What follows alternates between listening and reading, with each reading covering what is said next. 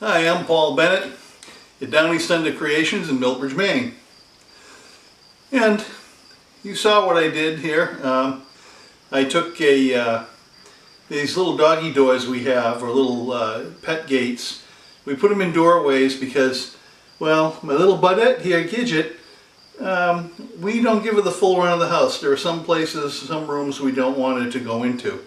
And she doesn't push against them, she doesn't try to climb over them. She respects it. If she sees a barrier, she just goes by. She won't try to get in.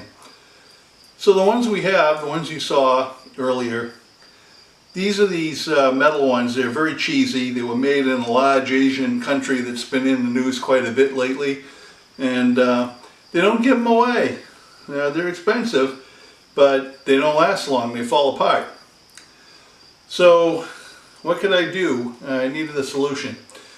So the gate you saw that I made, that was made from scraps. I had the, a couple of weeks ago when I was getting ready for a non-profit fundraiser, I made some 5-panel benches.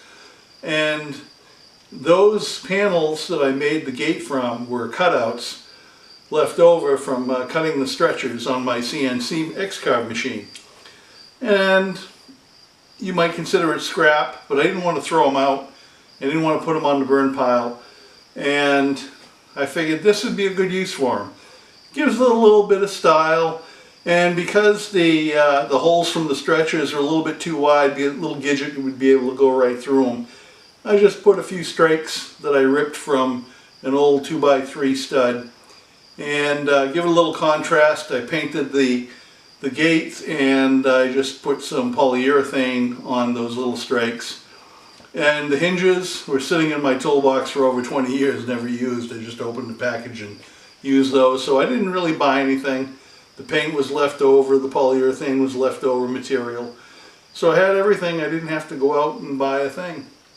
And I guess the whole point of this video is to show you with it, when you have a need, don't run out to the store and automatically start spending money and buying things. Look around and see what you have kicking around your house, and you might be able to reuse something or repurpose or recycle. And that way there you save some bucks, and you can make something useful out of junk that would just have been thrown away. And it kind of feels good to do that. So now I have a gate that's a lot more rugged. It's much stronger. I think it looks better. And I'm ahead of the game. It didn't cost me a thing. And little Gidgy here, also known as the Gidgenator, she respects it. She won't go past it, and it works out just fine. So I hope you'll subscribe to my video. Please like it and please share it. I appreciate it. And if you subscribe, you'll automatically be entered in my random drawing giveaways. The video is coming up next. I'm going to show you how I built it. And there aren't any plans because it's really not necessary. Just finding some scraps and putting them together and throwing a little paint on them. That's all there is. Thanks for watching.